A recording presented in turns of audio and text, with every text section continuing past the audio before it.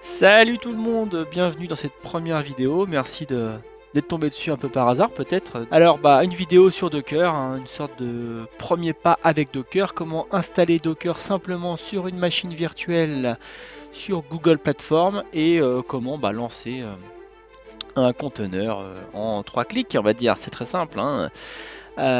Docker, c'est quoi? C'est un produit développé par la société du même nom, développé à la base par un ingénieur français. Hein. Le produit dévoilé en mars 2013 et depuis cette date, hein, depuis 7 ans, Docker est devenu le soft à la mode. Première étape, nous allons créer une machine virtuelle sur Google Cloud Platform. C'est ce que j'utilise moi au quotidien pour créer des machines virtuelles. Nouvelle machine virtuelle que je vais appeler Docker.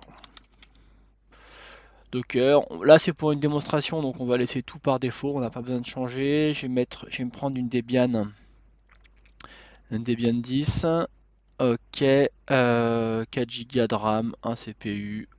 Pour la démonstration, on n'a pas besoin de faire d'optimisation ou d'augmenter la taille. On y va, c'est parti. Donc Docker, hein, vous connaissez sans doute, hein, ça permet de créer des environnements appelés containers de manière à isoler les applications. Hein. Donc Docker repose sur le kernel Linux, et sur une fonctionnalité, les containers. L'idée c'est de lancer du code hein, ou d'exécuter une tâche dans un environnement isolé. Alors un peu comme une machine virtuelle, on peut se dire un peu comme une machine virtuelle, hein. Oui et non. Docker et les containers Linux ne se comportent pas de la même manière qu'une machine virtuelle. Hein. Parce qu'une machine virtuelle, vous le savez, isole tout le système, son OS y compris, et dispose de ses propres ressources. Dans le cas de Docker, hein, le kernel va partager les ressources du système hôte et interagir avec les containers. Techniquement, donc Docker n'est pas une VM. Mais en termes d'utilisation, hein, ça peut être apparenté à une VM. Bon, bref, alors, voilà, ma machine Docker est prête. Ok, donc je me connecte à ma machine. Voilà. D'ailleurs, on va peut-être faire en plein écran parce que vous n'allez rien voir sinon. Ok, bon, on va installer tous les composants nécessaires au fonctionnement de Docker. Donc là, c'est que du copier-coller hein, que je fais. Hein. J'invente rien. Je me base sur la doc de Docker pour faire l'installation. Donc il n'y a rien de difficile. Hein. Ça reste du copier-coller. Une fois que vous avez compris le fonctionnement de Linux, hein, vous n'avez pas besoin de vous faire un roman. Et bah dis donc, c'est long. Ah voilà. Ok, maintenant le Docker est installé. On va aller regarder tout simplement sa version 19.03. Mais il faut quand même vérifier si ça fonctionne. Donc on va faire un test simple. Nous allons exécuter un Hello World, comme on le fait avec n'importe quel langage de programmation ou n'importe quelle application pour vérifier qu'elle fonctionne.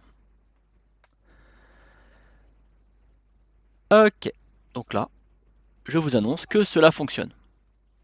C'est un test que vous avez déjà dû voir partout dans tous les tutoriels Docker. En fait, qu'est-ce qui se passe? Docker veut exécuter l'image Hello World. Il n'arrive pas à la trouver en local. Il va faire un pull, il va la télécharger du Docker Hub, donc l'emplacement où il y a toutes les images sur en local. Et ensuite, il va l'exécuter. Donc là, Hello from Docker, il a réussi à l'exécuter. Et ça permet de vérifier que tout fonctionne. Hein. Ok, donc maintenant on a vu que ça fonctionnait avec le lancement de Hello World. On va aller un peu plus loin en faisant ce que nous indique l'aide, hein, nous indique essayer d'être plus ambitieux et de lancer un conteneur Ubuntu. Donc on va faire ce qu'ils disent. Hein. On y va.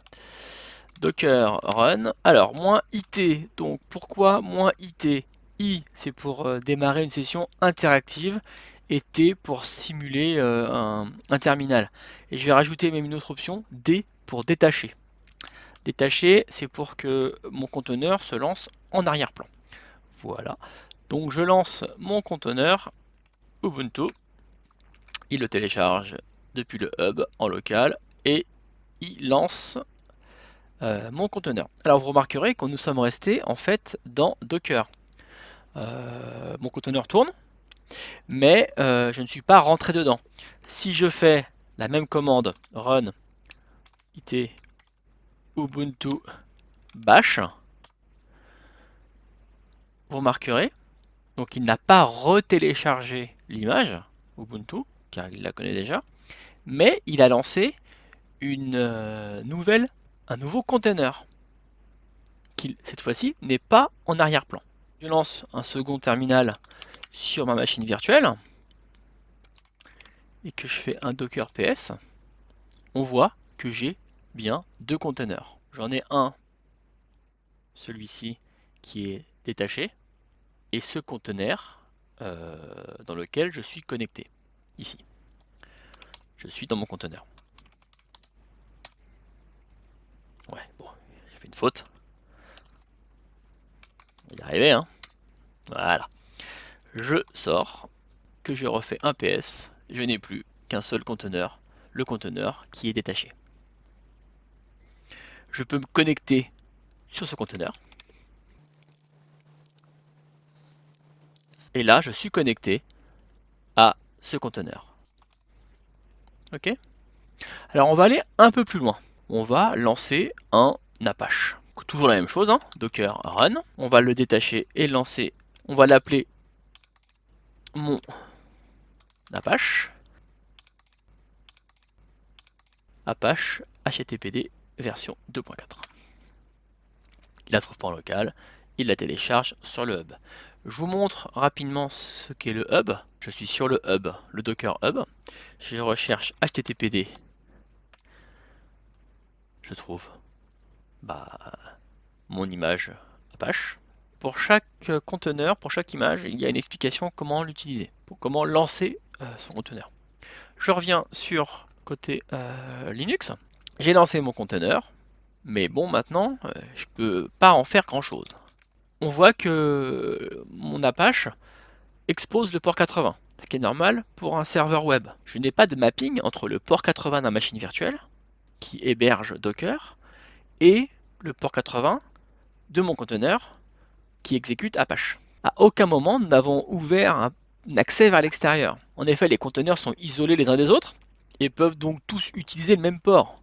On peut lancer 5 conteneurs Apache, chaque conteneur exécutera Apache sur le port 80. Et les ports à l'intérieur d'un conteneur sont uniquement disponibles à l'intérieur d'un conteneur. Donc, on va exposer un port entre notre machine et le conteneur Docker. Et pour cela, on va utiliser l'option "-p" ou publish. Donc, on va relancer son image Apache. Donc, on va l'appeler Apache 2. Apache 2 et pas 5. Et on va mettre des ports. On va dire que tu vas me mapper le port 80-80 vers le port 80. Et on lance mon Docker, mon conteneur. Un petit coup de PS. Et là, on voit bien la différence. On voit que le port 80-80 de ma machine haute Docker pointe sur le port 80 d'Apache.